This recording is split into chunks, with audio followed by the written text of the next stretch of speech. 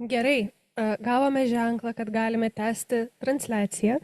Tai norėčiau pakviesti Tomą Ramanauską skaityti pranešimą.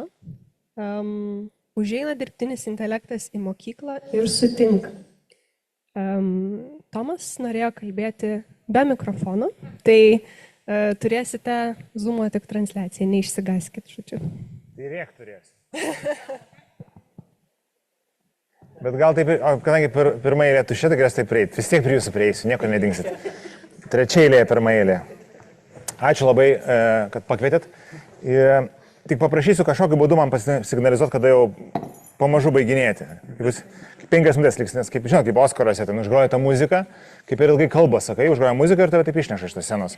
Nesvarbu, ten pabaigė, nepabaigė. Tai aš bandysiu spėti, nes kadangi niekam nesu šito formato pasakų specialiai rašiausi jums, tai nepatikrinta kaip laikė. Nuojauta savo, kad maždaug tai turėčiau pataikyti tas 5 minutės į pamoką. Pradėsiu nuo tokio trumpos istorijos, kurią nugirdau, kai mano dukra, kurie yra 9, su savo kita draugė, klasiokė, kalbėjosi apie dirbtinį intelektą. Tobula istorija iš karto pranešimui. Žodžiu, ir ta mergaitė sako, aš paklausiau dirbtinio intelekto, ar yra kalėdų senis. Be abejo, vienas iš rūpimiausių klausimų, kai tu esi 2, 3, taip spėju, kur užeina pirmas dvejonių debesis, kad gal čia visgi tėvukai čia kažką machinuoja, ar ne? Tai ko tu šiais laikais gali paklausti interneto, pagooglį internet, bet gali paklausti dirbtinio intelekto, jis atrodo kaip labiau žinantis. Ir jis man sakė, kad taip yra kalėdų senelis. Tada aš jam rašau, bro, man 3-2, kalba 9-metė, aš buvau apšalęs, sustingęs, tai tęsk. Seniai, man 3-2 metai. Tada jisai atsako, aišku, kad kalėdų senio nėra. Žiūrėjau, taip jinai savo draugiai pasakojo. Iš pradžių paklausiau, kaip aš gavau atsakymą, kad yra, tada sakau, seniai, man 3-2.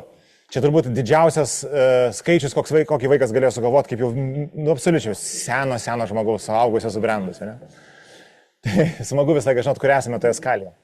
Ir jis sakė, kad senio nėra. Ir aš galvoju, tame yra puikia enkapsuliacija, kaip greitai ir pagauliai jaunesnieji, visada yra jaunesnieji, niekada nėra vyresnieji, toks žiaurus gyvenimas, ar ne, mes kitus dalykus žinom, bet jaunesnieji pagauna technologijas. Ne? Kiek daug iš šito paprasto iš to interakcijų yra informacijos, ar ne? Visų pirma, jis supranta, kaip su juo elgtis, kaip jo klausti, puikiai supranta, viską žino puikiausiai. Ji nujaučia, kad dirbtinis intelektas gali keisti nuomonę, nelygu kas klausia. Ne? Jis supranta, kad yra kažkokios rolės, kad jeigu klaustų mano tėvas, jis galbūt atsakytų kitaip. Šitą vaikas jau žino, patyrė, supranta. Jis žino, kad jį galima apgauti. Tu gali apsimesti, ko nori. Ne? Internete iš kur tu žinai, kad ten ne šuo rašo. Ne? Ir galiausiai jie visgi patiki, kad jis sako tiesą. Vyresniesiems. Ne? Maždaug vaikams jis gal ir meluoja, bet vyresniesiems daugiau jinai nebeklausia. O jeigu man būtų ten tiek ir aš būčiau tokia ir tokia, ar yra kalėdų senis? Ne? Toliau neklausinė, viskas aišku. Tiesa atskleista. Į mokyklą užėjant dirbtinis intelektas, aš truputėlį pakeičiau pavadinimą, bet net nežymiai, tai gal net nepastebėsite. Netikiu, kad buvot mintinai išmokę. Tema lieka ta pati. Didžiulė prabanga iš tikrųjų rasti savo gyvenime laiko, kad ir 45 minutės prisėsti taip kaip jūs dabar, ypač būnant mokytoju, ir pasiklausyti galbūt, pamastyti apie tai, kas yra per šitą pribloškiantį iš tikrųjų technologiją, kuri mus ištinka ir mes nelabai turim pasirinkimo kartais. Mes esame įmetami visą šitą malūną, ar ne? Ir mes turime su ją kažkaip elgtis, su ją jau elgiamasi už mus ir mes turime tai kažkaip reaguoti. Tai aš net nebejoju, kad mokytojai, kas jei nemokytojai, yra pakankamai, net nepakankamai smarkiai išprusę visose dalykuose ir jūs daug žinot ir galbūt kai kas iš jūsų naudojate. Ir noriu paklausti, kad dėl bendresnio susikalbėjimo, kas iš jūsų naudojate savo darbe, vienokį ir kitokį, klausykit, čia rankų miškas, o Jėzus. Tai kaip ir neturiu ką daugiau papasakot. Ačiū uždėmesi. Bet galbūt kartais pareflektuoti, ne, kur mes esame, kas su mumis vyksta, visai sveika. Tai aš tą ir bandysiu padaryti. Ne? Arba galima būtų kitaip tą pastatą pavadinti, kaip pribloškus įrankiai keičia mūsų bendravimą, žinių išgavimą, suvokimą, norą ir gebėjimą mokytis. Ne? Toks labiau išplėstinis paaiškinimas. Ir mano pasakojime yra kelios dalys. Ir pirmoji dalis, pavadinkime ją beviltiškas, primityvus, nerangus ir staiga įspūdingas. Taip ir buvo su dirbtiniu intelektu. Daugybę metų, daugybę dešimtmečių tyrimų, kalbėjimo mokslo pasauliu, tas šokas, kurį mes patyrėme, nebuvo toks šokas, ne? Bet tas proveržis buvo toksai pribloškiantis, kad netgi tie metai, kai pirmasis ChatGPT modelis pasirodė, net 22 metų galas, vos 3 metus mes dar gyvename šitoje, jau galime taip mestelti, eroje ar epochoje, ne? Ir tai visgi yra kažkoks lūžis, didžiulis lūžis, kurį mes, kad vėliau atsisukdami įvardinsime kaip didžiulį lūžį tarp to, ką mes prieš tai darėme, kaip elgėmės, kokie buvom ir kokiais tapome. Aš įtariu, kad tai bus, ne vienas aš įtariu. Ir jis staiga įspūdingas. Ne, kai tu temą nesigilinės, staiga viskas pasidaro įspūdinga. Ir iš tikrųjų čia mes nušokame staigiai į 1770, tai 18 amžiaus priegalis Wolfgangas van Kempelenas, kažkoks veikėjas. Jis sumasto tokį dalyką, kuris yra iš tikrųjų vienas iš pirmųjų automatonų, galbūt ne pirmasis, vienas iš pirmųjų žmonijos bandymų sukurti automatoną, tai reiškia tokį pusiau robotą, kuris žaidžia šachmatais ir žaidžia šachmatais taip fantastiškai, kad triuškina žmonės į kairę ir į dešinę. Jis vadinasi mechaninis turkas, čia jūs matote jo brėžinį. Matydami brėžinį galite truputėlį tarti, kad labai daug čia kažkokios tos erdvės yra, ne? Jis iš pradžių taip nebuvo eksponuojamas, kaip čia dabar jisai atskleistas. Ir tas mechaninis turkas, Wolfgango išradimas keliauja per pasaulį ir iš tikrųjų kalbama, kad yra ir Napoleonas skėlęs partiją ir net jeigu ir pralaimėjo, stebuklingai leido Wolfgangui toliau gyventi. Ir Benjaminas Franklinas Amerikoje ir Edgaras Allan Poe, žymus rašytojas, stebėjosi ir rašė, kad šakė, žmonija daro stebuklus. Pažiūrėkite, automatonas jau įveikė žmogų šachmatuose 18 amžiuje. Aišku, vėliau paaiškėjo, kad tos dėžės viduje būdavo žmogus, kuris stumdydavo.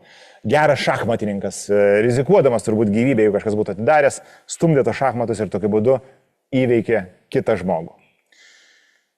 Mes labai daug tikimės iš technologijų, mes labai norime iš tų technologijų sėkmės. Ne? Mes norime triuškinančios sėkmės, net jeigu mums patiems tai baigsis labai blogai. Bet joks dirbtinis intelektas iki pačios minutės, kol kas vis dar nepanašu, kad artimiausiu metu veiks, jis negali veikti be žmogaus. Ne? Žmogus ten dalyvauja procese. Dar truputėlį apie tai užsiminsiu. Ir dar kartą aš kalbu dalykus, kurių daugelis jūsų žino, tai nebeatsiprašinėsiu ties kiekvieną skaidrę, kad jūs be abejo tai žinot, bet aš labai gerbiu jūsų žinias, noriu pasakyti. Mes turime kažkokią žmogišką primiktinumą atsiduoti mašinoms, atsiduoti technologijoms. Perkelti save į technologijas, pakeisti save, papildyti ir galbūt slaptai įgyti supergalių.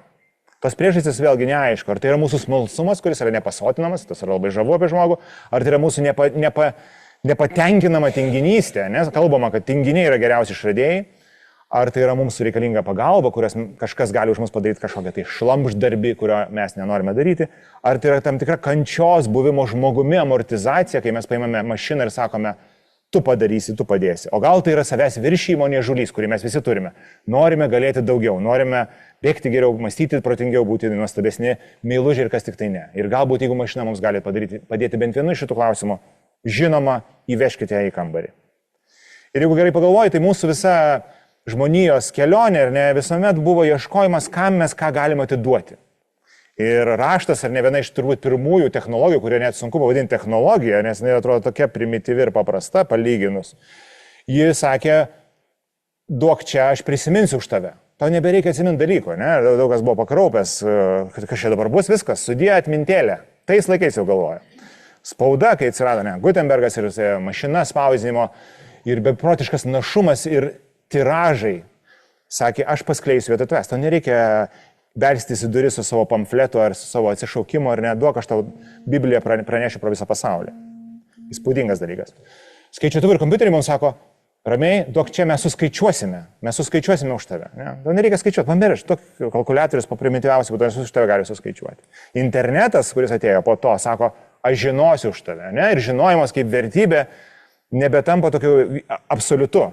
Tau dabar interneto epochoje tau svarbu žinoti turbūt, kur tai padėta, o ne būtinai patį dalyką, nes viską gali pasimti ir būti, sužinojimas tave gali pasiekti. Ir galiausiai dirbtinis intelektas ateina ir sako, aš mąstysiu ir darysiu vietoj tavęs.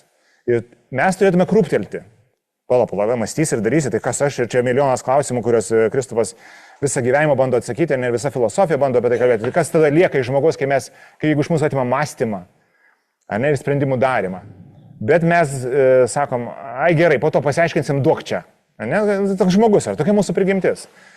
Čia gali būti blogai turbūt, bet kaip kažkas labai vienas komikas gerai pajuokavo, visi dirbtinio intelekto išradėjai, visi visi entuziastai niekada nėra matę nei vieno mokslinės fantastikos filmo iki galo. Jie pažiūri iki pusės, ten, kur robotų įdedamas smegenis ir viskas labai faina ir jis geras ir glosto vaikus. Bet jie toliau nebežiūri. O toliau jūs atsimenat, kas būna, ne? Tai taip yra juokaujama ir apie dirbtinį intelektą. Ok, tai mūsų ta vara atsiduoti save mašinoms, ne? Deleguoti, nepasotinam. Ir dabar, tik tai šiais metais, viena iš priežasčių, kodėl dirbtinis intelektas būtent ir tuo pavydalu, kurį mes patiriame, ne, tai tas didžiosios LLM, taip vadinami, Large Language Models, ne, didieji kalbų modeliai, taip driokstelio, tai yra iš tikrųjų nesveikas kapitalas, nesveikas tikėjimas pinigais, ne? O šitiems dalykams, šitiems organizmams labai reikia pinigų. Jie rajus pinigams organizmai, ne? Jie puotauja duomenimis, jų maistas yra duomenys ir žinios. Ir jų ta besotystė gali būti tik tai nuolat šeriama beprotiškomis injekcijomis. Ir iš tikrųjų čia yra daug sudėtingumo ir ne man jums pasakoti apie tai, bet iš esmės, kai tu sutrauki iki tokios visiškai esmės, daugiau pinigų yra geresni modeliai. Iš esmės, labai grubiai taip tariant. Ne? Daugiau skaičiavimo galios, geresni rezultatai, daugiau duomenų, kurias tu gali suvalgyti, ne?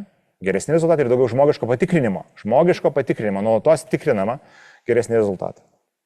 Tai alarmistai savo, kad savo rankose dirbtinį intelektą vystančios kompanijos turi neįtikėtiną kapitalo potencialą, nes iš tikrųjų ten milijardais, ne, siaubingas Masko Grokas, tai vienas iš milijonų įrankių, gauna 20 milijardų injekciją, ne, su visais gaminamais porno vaizdais, su vaikais ir su suaugusiais.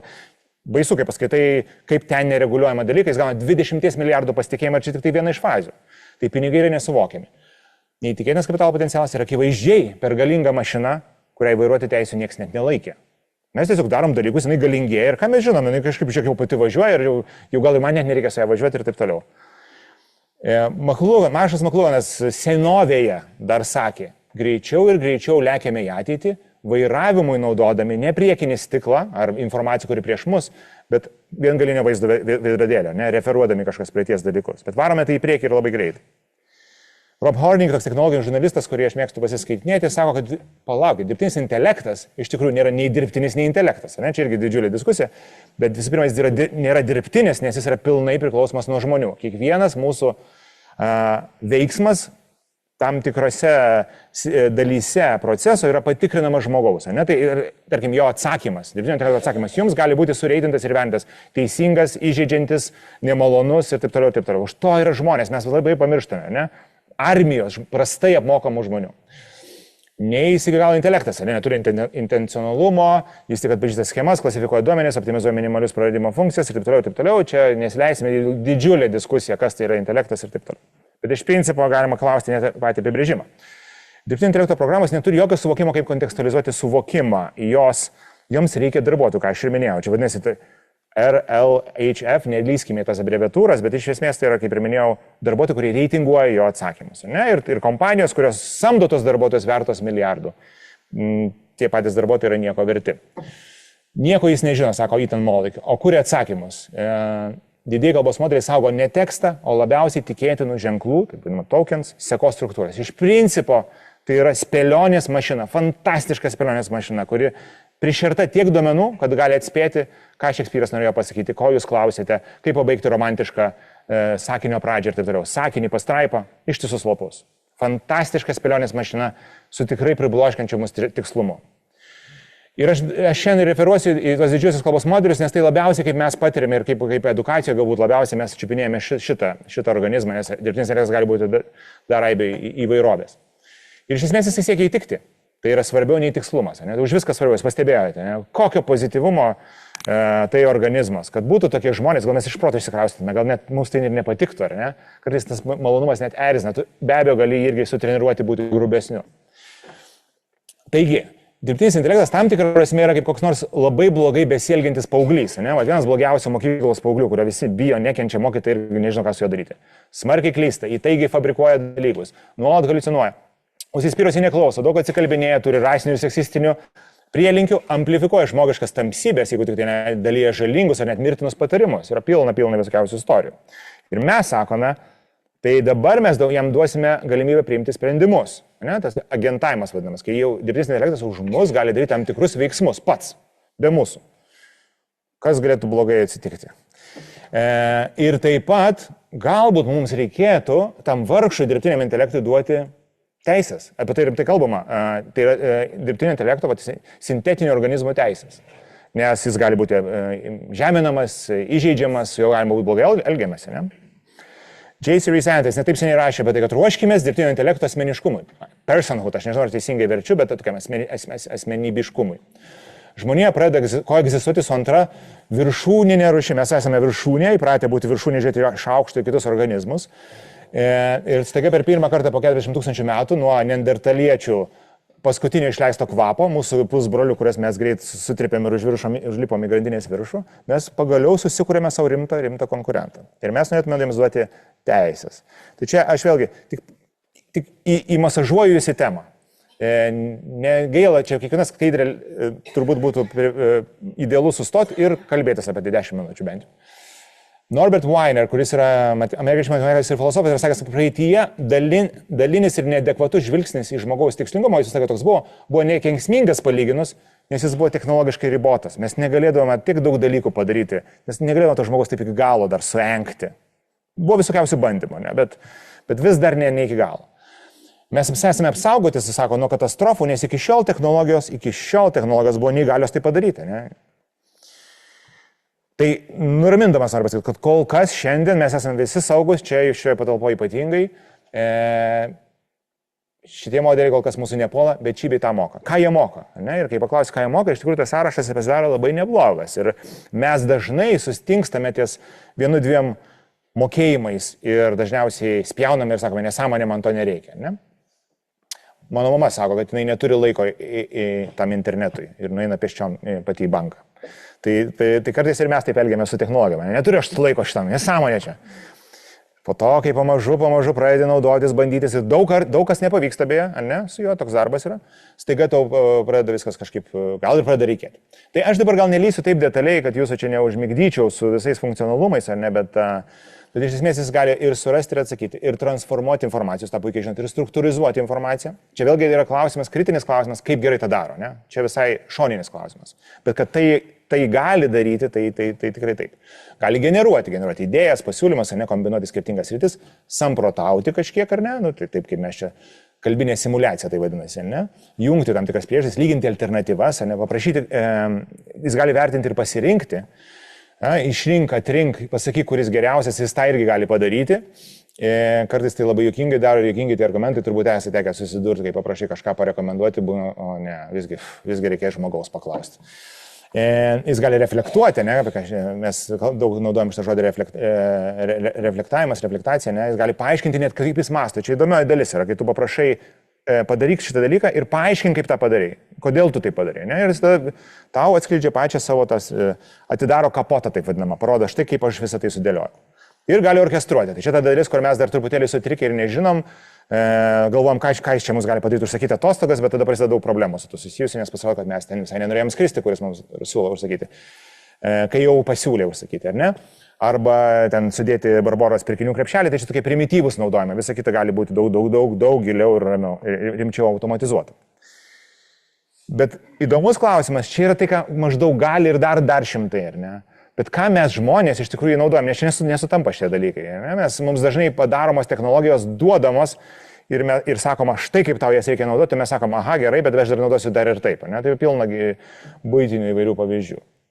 Ir vienas toks veikėjas Mark Zhao Sanders, kartu jis tai darė ir Harvard Business Review užsakymu, jis nusprendė rimtai lysti ir išsiaiškinti gerai. Tai kam, jis paėmė ten daug tų kalbinių modelių, yra ne begalybė, bet jų yra labai daug, ar ne? Ne tik tai ChatGPT, aš nežinau, kokie jūs preferuojate, ar Gemini, ar taip toliau, bet jų labai daug. Ir jis pamai pažiūrėti, kam tas generatyvinis dirbtinis intelektas naudojamas iš esmės. Ką žmonės su juo veikia po velnių.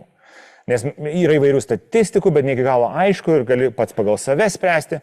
Ir staiga paaiškėja, kad numeris vienas dalykas, kad mane labai beje pribloškė.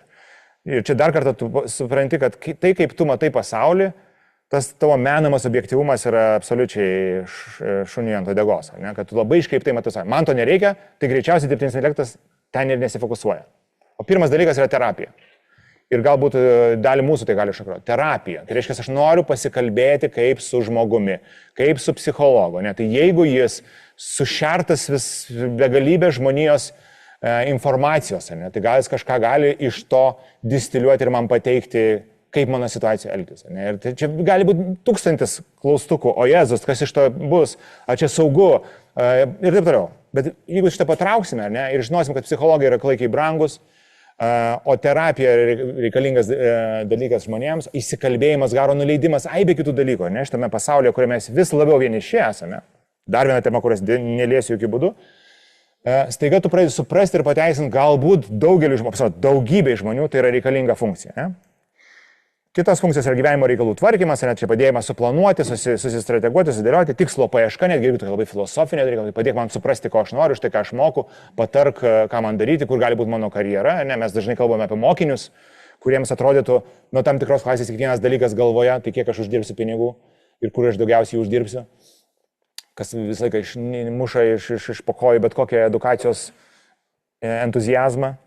Ir galiausiai, aišku, praturtintas mokymas. Tai čia irgi yra viena top 4 dalykas, ne? O visi kiti ten tokie dalykai, kaip, kurias mes galbūt naudojame, nežinau, vertimas, sutrumpinimas, tai yra naudojami, bet terapija ir draugystė yra numeris 1 dalykas. Ištyrus jis ten pateikė visą 100 tų atvejų, tai aš buvau tiesiog visiškai šokiruotas, kad tai yra toks populiarus dalykas. Tai va, štai ką mes čia naudojam, pasirodom. Mums visą gyvenimą reikėjo draugo, o ne kažkokio ten vertėjo, pagreitinančio ar sutrumpintojo. Susitrumpinsim patys. Ateik pasišnekėti. Tai dirbtinis intelektas, ne, galimybių ir grėsmių, saulė ir šešėlis. Ne, viskas viename telpa. Ne, negali būti ir super entuziastingai naiviai teigiamas ir negali būti visą laiką susiraukęs ir luditas ir nekentėjęs, nes tai technologija. Ok, čia buvo toks trumpa įžangai, tai ką jūs puikiai žinote. Antra įžangai, ką jūs dar geriau žinot, yra mokiniai. Mokiniai. Jį čiumpa, negali patikėti, pripranta ir sutrinka. Pasižiūrim, kas čia darosi. Pasakyk tu mokiniui, kad yra organizmas ar technologija, kuri gali už tave padaryti dalykus. Aš nežinau, kas gali būti geriau šitame gyvenime. Tai saldžiausias saldainis pasaulyje. Yes, pagaliau sprendimas, pagaliau man nereikės mokytis. Tai yra turbūt normalu ir daugelį mokinių tai yra suprantama sąvoka. Ne? Su nostalgija žvelgiu, ne su nostalgija, o su liūdėsiu žvelgiu į save atgal ir galvoju, dieve, tai aš būčiau mega naudotojas tokias nesąmonės. Būčiau išsijuosęs GPT naudotojas ir aišku po to sakyčiau kaip negerai. Tai vat, rašto darbų generavimas, užduočių sprendimų paaiškinimas, santraukos ir pasiruošimas testams, testų, žinioms, patikrinti kūrimas ir idėjų generavimas, aibė kitų funkcijų, ką jie daro. Bet negalvokite, kad mokiniai yra tokie kvailus, nežinau, kiek jūsų patirtis, aš manau, kad labai įvairios. Bet čia buvo ta pirmoji fazė, kur tiesiog parašyk už mane, tai čia labai nesofistikuota. Rimti GPT žaidėjai štai ką daro. Jie padaro šitą su mašina darbą, kurį reikia padaryti ir tada nueina, tarkim, Humanize AI. Ne? Jų yra ir daugiau. Tu nueini į įrankį, kuriame tu įkali savo tekstą ir jis pažmogina jį. Tyčia padaro klaidų. Nes jeigu nėra klaidų ir tie brūkšniai ilgiai, kaip sako, tai jau čia, matot, koks ilgas brūkšnys. Tai aš tos brūkšnius anksčiau ilgus dėliodavau, dabar visi sako, tai viskas aišku, čia GPT padarė. Žodžiu, jis pažmogina tekstą, tai dar sunkiau suprasti. Tai anksčiau dar buvo aišku, ne, jūs galite įtarti, vis dar galite, manau, įtarti, kad šitas mokinys, tobula Šekspyro anglų kalba, čia staiga prašneko. Tai va, tai jie įkelia tai ir sužmogina, ar ne? Įrankių, kaip jūs žinote, yra perteklius. Ne? Štai Magic School yra tokia platforma, kuri mokiniams padeda mokydama apie tai, kaip naudotis dirbtiniu intelektu. Skatina kritinį mąstymą, personalizuoja programą, saugo nuo netinkamo turinio. Ne? Tai dirbtinis intelektas iš visų įrankių turbūt yra viena pribloškiausių jo savybių, kad jis pats gali apmokyti tave, kaip jo naudotis. Mes tuo irgi per mažai naudojamės. Jis pats tau viską gali paaiškinti. Tu negali paimti instrukcijos ir pasakyti, tai kaip man dabar skalbt. Tu turi skaitytą, sumautą instrukciją, parašytą keliom neiškiam kalbom. O čia jis tau pats kantriai paaiškins, kaip tau juo naudotis, ne tik kad pasauliu. Tai yra labai įdomu. Graham Burnett, Princetono mokslo technologijų istorikas, sako, kad dirbtinis intelektas suteikia, jisai įvertina ir kritiškai, ir išvelgia pozityvumo mokymėsi su dirbtiniu intelektu. Jis sako, kad dirbtinis intelektas suteikia tai, ko žmonės dažnai nebesuteikia vieni kitiems. Kantrų, nepertraukiamą, nešališką dėmesį. Ar ne? Tu pasisodinęs tą mašiną, gali varyti kokius nori klausimus apie tą temą ir nesijausti blogai, kad tu klausi per daug, kad tu esi... Aš vis dar jaučiuosi, beje, nežinau, ar jums yra tas. aš noriu atsiprašyti, aš noriu jam padėkoti. Kažkas... Ir sakau, palauk, taigi nėra ten jausmų jokių. Labai sunku. Vis dar yra tas įprotis, kaip su žmogu meltis, ar ne?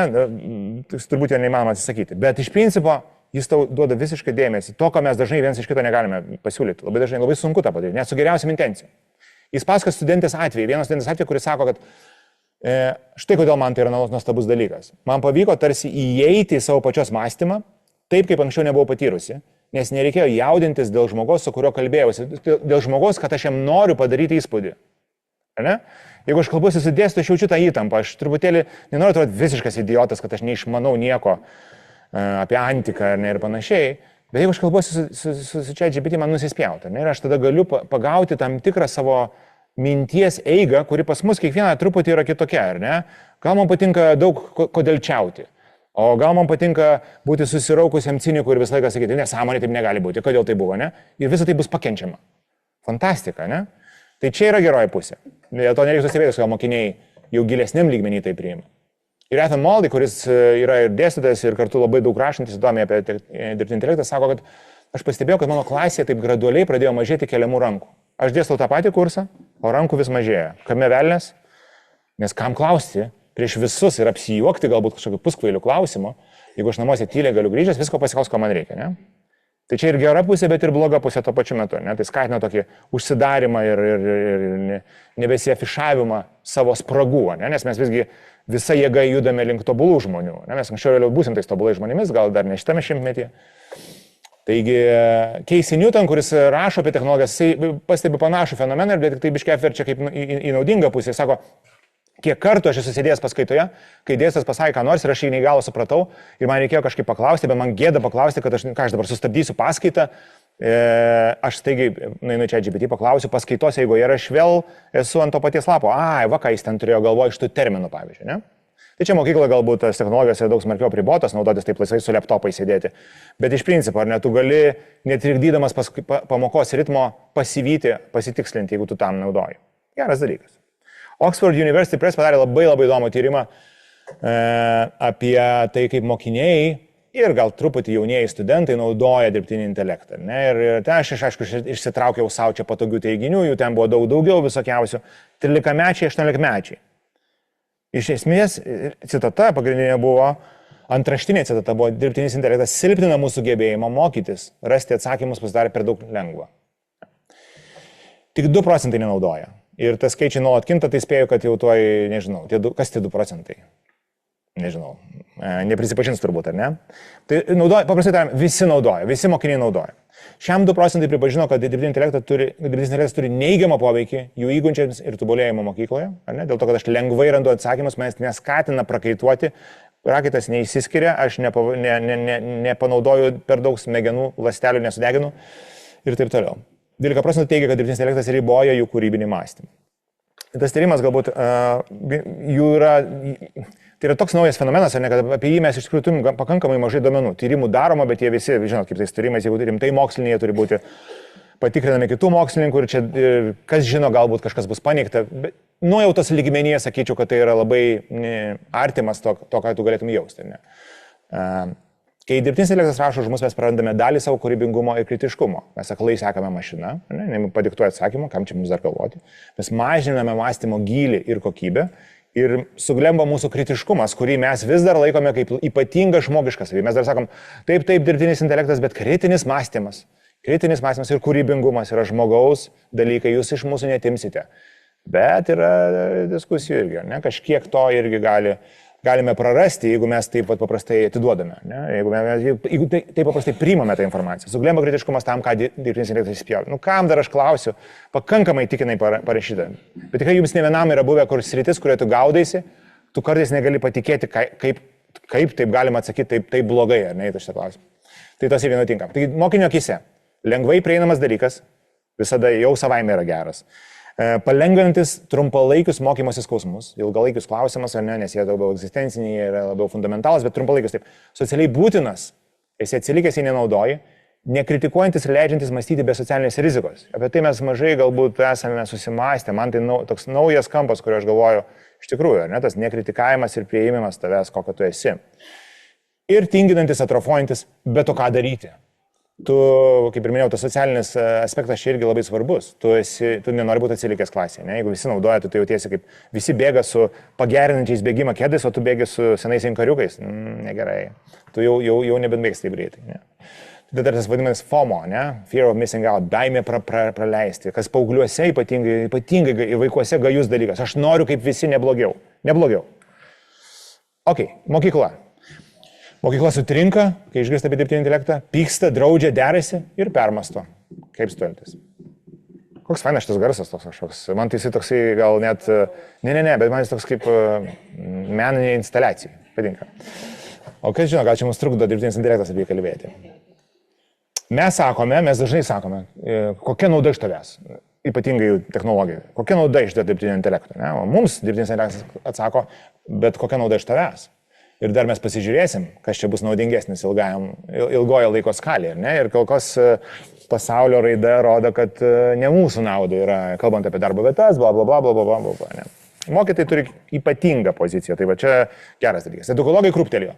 Skatina nusirašinėjimą nematytų mastų, mažina kritiškumą, slopina įprastinius mokymus ritualus, netgi ta paskutinis adrenaliną pumpuojantis paskutinės minutės efektas, ne, kai tu mokaisi, nes jau šakės tau bus kapu. Tu dabar vėl, tu palengvina netgi šitą stresą kažkaip, ne? Vienodina mąstymą, naikina rašto darbo adekvatumą. Ką daryti su rašto darbais, daug pasaulio protų dabar surėmė galvas. Ką daryti su rašto darbais, jeigu jie visi gali būti nusirašyti. Galbūt jie turi būti kitokio pagrindo, kitokio prigimties ir taip toliau. Ir dažniausiai, kai mes kažkas mus erzina, kažko nesuprantame, reikia drausti. Tai pirma reakcija ir buvo, beje, pirma banga buvo ten uždrausta. Šitas universitetas pasakė, kad jokių rašto darbų nebepriima, kažkaip reikės to daryti. Ne? Bet turbūt gilesnis klausimas yra draudimas kaip laikinoji priemonė, taip. Bet gilesnė, tai kaip mes turim transformuotis. Nebuvo visus apriepiančių technologijų, kurios atsitraukė atgal. Ne? Išmanos telefono, kaip prasidėjo, tai kreivė buvo tik į vieną pusę. Nebuvo taip, kad staiga pasiekė piką ir žmonės nustojo naudotis išmaniaisiais telefonais.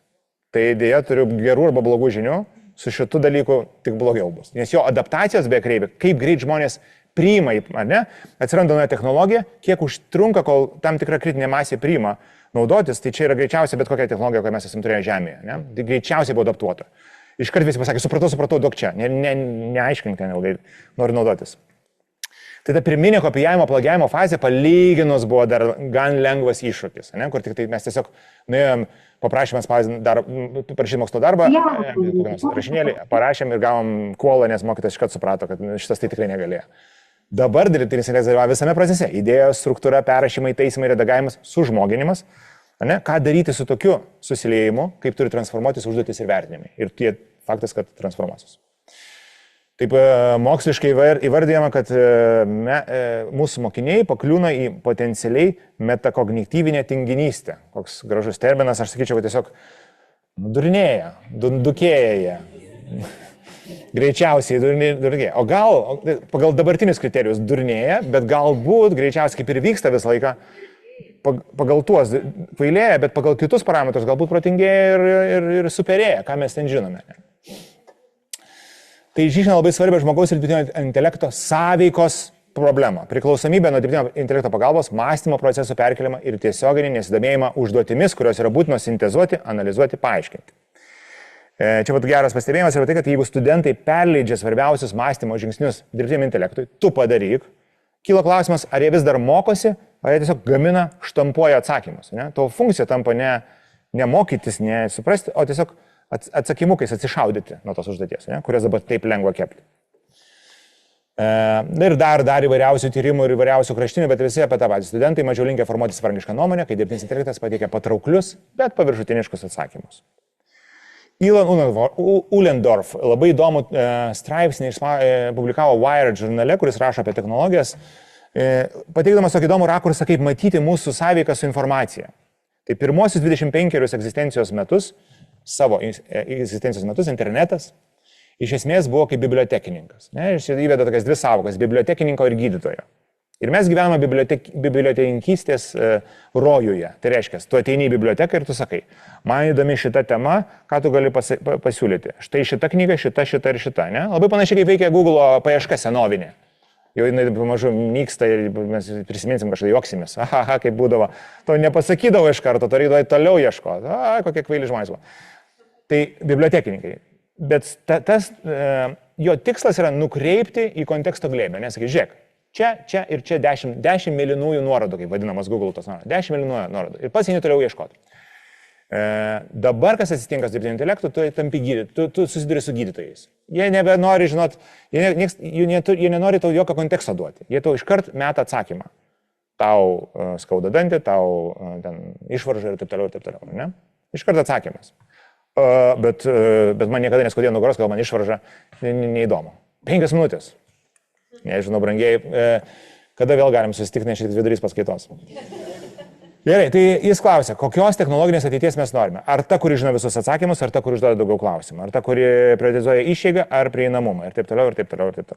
Gerai, aš praskipinsiu kai kurios skaidrės. Praleisiu čia. Bet šito negaliu praleisti. Įdomu pažiūrėti, tai kaip pasaulis su tuo elgėsi. Ir reakcijų, kaip ir minėjau, visokių. AlphaSchool yra vienas iš tokių technologiškai pažangiausių sprendimų. Vėlgi, tai, kad tai yra nauja, nebūtinai tai turi būti smertina ir tai, kad tai yra nauja, nebūtinai tai yra gerai, ar ne? Bet tiesiog suprast, kaip tai veikia. Ir tokia viena iš radikalesnių formų. Šita mokykla savo dieną paskirsto, jie turi pilną darbo dieną, taip ir mokiniai eina į pamokas, taip kaip ir čia, kaip ir pas jūs, kaip ir pas mus įprasta, bet mokosi tik 2 valandas. Tik 2 valandas žiauriai prižiūrimi dirbtinio intelekto mentoriaus, kuris tave staigiai pagal tavo programą, pagal tavo atsilikimo lygį, pagal tavo pažangą, programa yra tik apie tave, jinai yra specialiai sudaroma ir transformuojasi pagal tai, kaip tu judi iš lygio į lygį, kaip žaidime, perėjai toliau, gauni sunkesnį lygį. 2 valandos visiems dalykams, įsivaizduojat? Tai čia iš karto nori sprungštelti ir sakyti, o Dieve, kažkas man. Likęs laikas yra gyvenimo įgūdžiams lavinti, nuo viešojo kalbėjimo, kaip programavimo, kaip verslumo, kaip ugdymo laukia. Ir per įvairias dirbtuves, kurios turi tam visą tikslą, yra dirbtuvės. 2 valandas, jeigu tu gerai viską padarai, jeigu blogai, tu lieki ilgiau daryti, bet jeigu padarai, jokių namų darbų nieko neegzistuoja. Baigiai šitas 2 valandas, eini į tą labiau softinę, minkštesnę dalį, bet aišku, jinai yra apie tos visus vadinamus gyvenime dabar karjeroje, itin svarbius įgūdžius. Mentoriai, jokių mokytojų, jie vadinasi gidais netgi, guide. Gidai, tokie kaip kažkokie, nežinau, ajuvaskoje kažkokie. Gidai padeda mokiniams išlaikyti motivaciją. Jų tikslas motyvuoti. Juos palaiko ir lydi atliekant visas kitas dienos veiklas. Mokiniai gauna alfa bucks kaip doleris, valiutą žaislams ir žaidimams. Jie yra motyvuojami mokykloje. Jeigu tu gerai pavarai, tu gauni kas kažkiek laiko pinigėlių mokyklos e-shop'e ar shop'e apsipirktis. Visat labai toks konsumeristinis, dalykas. Čia daug sukelia tokių bangų. Ir tas tinklas yra smarkiai augantis, plečiasi po Ameriką, jis yra brangus, tos mokyklos yra brangios ir aišku, ten visi technologiniai išprotėjėliai stumia savo vaikus, bet kas įvyksta, po kiek laiko atsiminėja. Vaikai nelaimingi, emocinis stresas, praradė motivaciją, kaip nekeista, vien motivatoriai aplink buvo, bet pasirodo, va, taip žmogus veikia, ne? Ir kai kurias mokymosi programėlės atšauktos ir kaip netinkamos. Tai daug diskusijų ir kritikos, bet labai sukėlęs didžiulį Amerikoje tokią bangą susidomėjimo šitas naujas modelis. Ir ką daryti, kai beveik 100% mokinių naudojasi dirbtiniu intelektu. Ir kaimynai, kuriems mes visada žiūrime nugarą, prakeikti estai, visą laiką mes jiems nugarą, vis priekyje. Jie turi tokią programą, aš nežinau, ar jūs girdėjote, AI Leap, dirbtinio intelekto šuolio programa. Tartu universitetas, kas įdomu, koks man patiko koks fundamentalumas prieigos yra. Ne tai, kad aš ten nupirkau mokyklą ir leidau naudotis, čia ir šis tas, bet jie susisiekė su OpenAI, su pagrindiniu, su motina visų šitų modelių gaminimo, ne, su OpenAI, kurie gamina ChatGPT. Ir su jais, pasakė, mes norime su jumis kartu dirbti, kad jūs pagamintumėt modelį, kuris būtų labiau pritaikytas Estijos moksleiviams, kai ypatingai tuo rakursu, kad kai jo kažko klausimą, jis bando perklausti ir sakytų, ką tu galvoji, kaip tu spręstumo, ką tu manai apie tai, kad įtrauktų mokinį į tą diskusiją, dialogą ir ieškojimą, o ne iš karto verstų atsakymus. Ne, kas yra turbūt problema. Paklausė, bum atsakymas. Tai vat jie specialiai išdirbinėja su OpenAI, aš buvau pakęs su modeliu, kuris yra skirtas tam. Ne, netgi atskiras ten raštingumo dienas pasidarė ir taip toliau, ir taip toliau. Žiūrėkit, kokia pozityvi skaidrė. Galbūt viena didžiausių grėsmių, kurias dirbtinis intelektas kelia švietimui, yra ne ta, kad jis pavers pedagogus nereikalingais, o ta, kad jis padarys juos kur kas dar labiau reikalingais. nei mes esame pasirengę juos investuoti. Ne? Čia buvo klausimas, kuris buvo užduotas tokia diskusija. Tai gal mums dar labiau reikės pedagogų, nes mes čia tiek privarysim bėdelių ir viso ko. Tai čia gera žinia. Pedagogų reikės, žiūrėkit, visi pranešimai tai baigėsi. Tai tik apibendrinu ir turėsiu tiesiog būti išneštas iš salės. Nesustabdoma plagiavimo versmė, ar ne, mokiniams, draudimų ir ribojimo objektas, greunantis senus vertinimo ir užduočių modelius, kelintis metakognityvės tinginystės arba bukinimo riziką, fundamentalių klausimų apie edukaciją provokatorius, iš tikrųjų dirbtinis intelektas yra, ir galbūt galimybė atlikti keičiantį edukacijos šuolį. Dirbtinis intelektas, kaip be būtų, kaip jį bežiūrėtum, jisai mus keičia. Jis mus kaip žmonės keičia. Ta fiksuoti šiuo metu yra beprotiškai sunku. Tam reikia laiko, skalės, tam reikia rimtesnių tyrimų ir taip toliau. Greičiausiai tai keis ir kuo mes norime būti ir ko mes norime iš edukacijos. Dabar galbūt dar nesijaučia, nes viskas vyksta dabar 3 metai.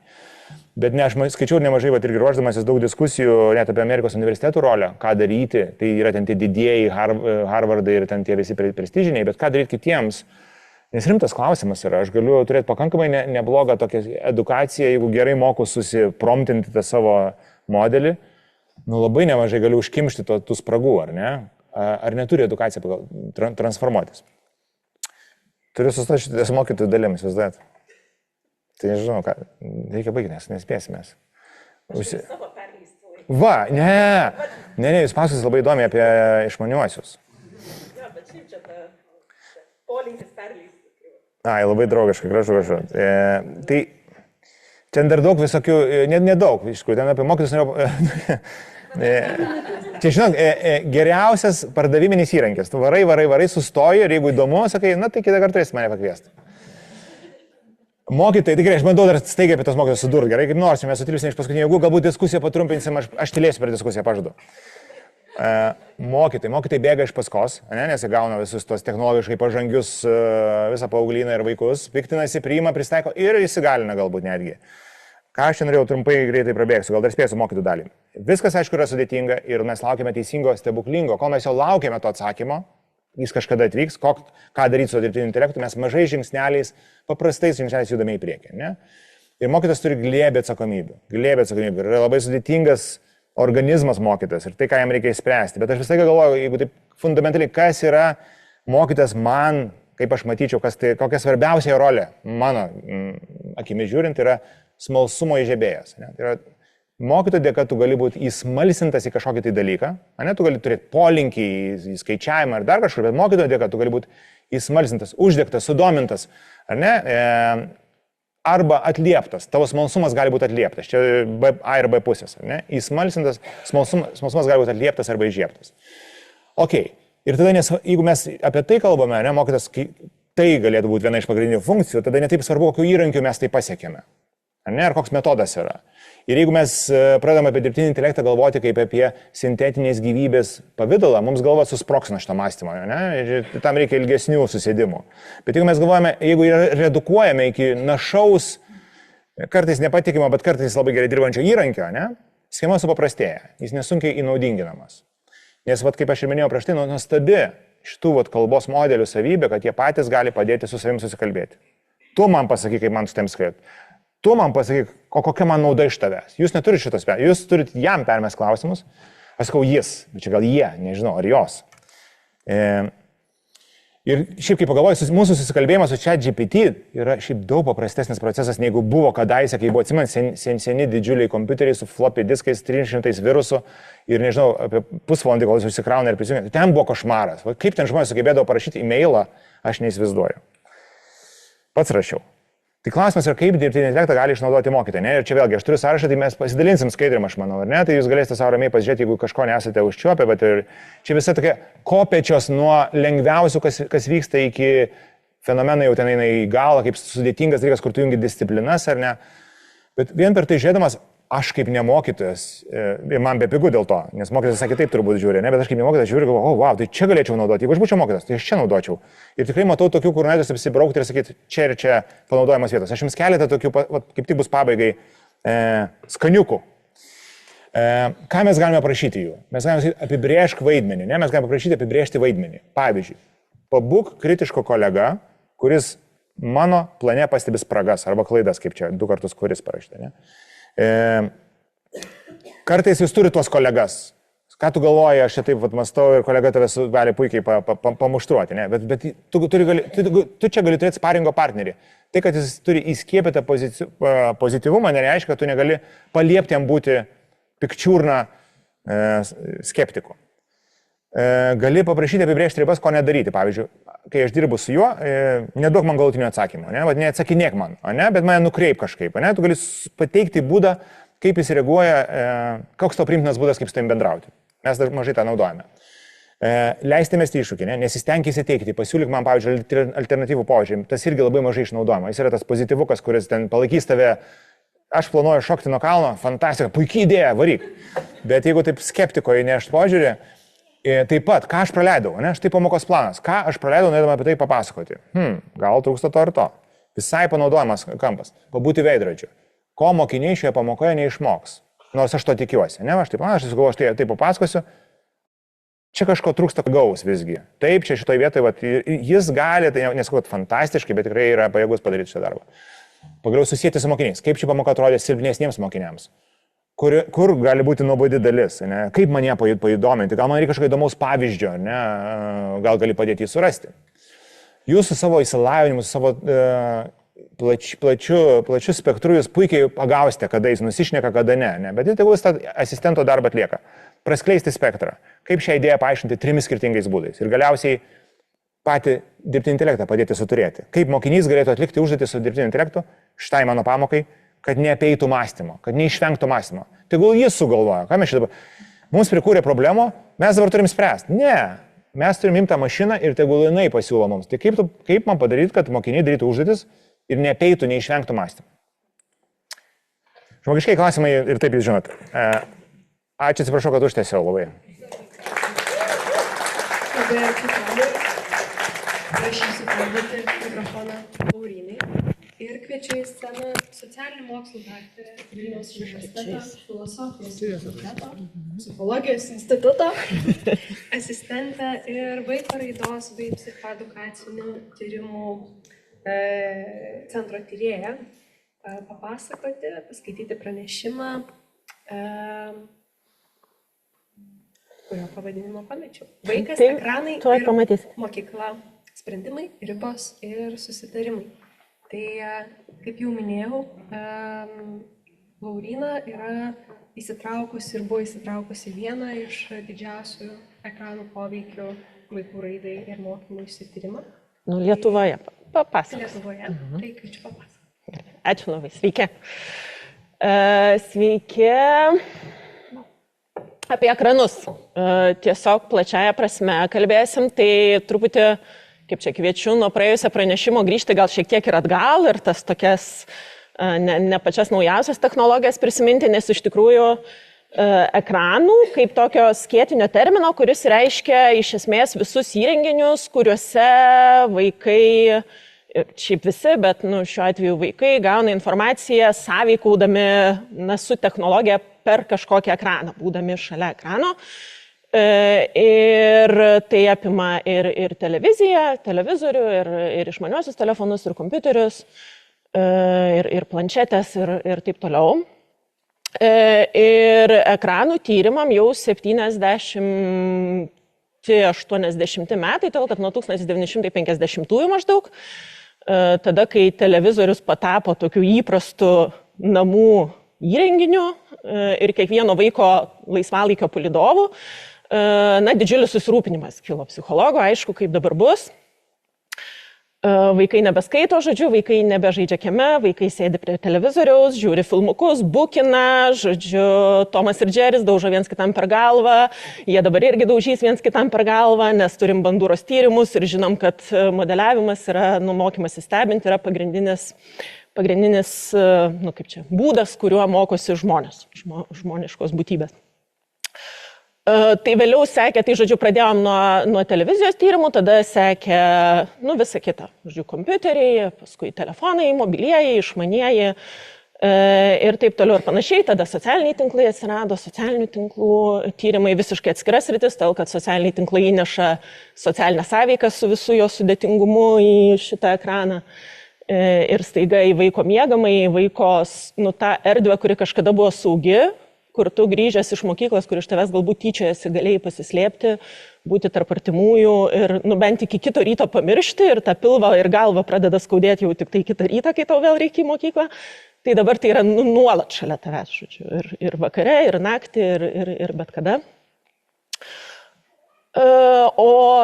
Tai žodžiu, tų tyrimų duomenų yra akumuliavęsi daugybė, dabar jau sisteminės analizės, meta-analizės, sisteminės analizės šimtus apžvelgia studijų, meta-analizės irgi apima 10 studijų, tie kumuliatyvios imtis, iš kurių daromi skaičiavimai ir ieškoma tų ryšių ir sąsajų, yra apie 1000 ir net 10 000 vaikų. Lietuvoje tuo tarpu 2000, anksčiau iš tikrųjų meluočiau, jeigu sakyčiau, kad tik tai mūsų